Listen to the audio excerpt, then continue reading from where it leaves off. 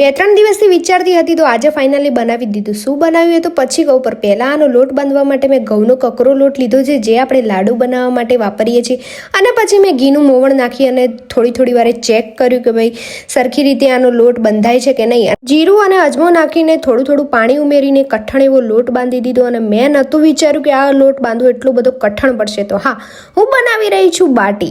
10 minute માટે બાટી પર ભીનો રૂમાલ ઢાંક્યો અને એટલામાં આપણું પાણી પણ ગરમ થઈ ગયું હતું. તો ફટાફટ બધી બાટી અંદર એડ કરી દીધી. વેમ રાખવા કરતાં ચેક કરી લેવું સારું, એમ વિચારીને મેં બાટીને ચેક કરી લીધી. અરે ભાઈ, બાટીની જ વાત કરું છું. અને પછી બાટીને બહાર કાઢી લીધી અને પંખા નીચે મૂકી દીધી, જેથી એ ઠંડી થઈ જાય. દાળ માટે તપેલું નાનું પડતા મોટા તપેલામાં દાળ વઘારવાનું ચાલુ કરી દીધું, જેના અંદર મેં લસણની ચટણી ઉમેરી હતી અને પછી મિક્સ દાળ જે અમે બાફી હતી એ એડ કરી દીધી. દાળ ઉતારી લીધા પછી તેમાં લીંબુ એડ કર્યું અને એટલામાં બાટી પણ ઠંડી થઈ ગઈ હતી. તો તેને ચપ્પાના ઊંધા ભાગ વડે કટ કરી લીધી અને પછી તેને તેલમાં તળવાની હતી. તો બાટી એકદમ ઠંડી થઈ જાય એનું ધ્યાન રાખજો, નહીંતર તેલ આપણા હાથ ઉપર ઉડશે.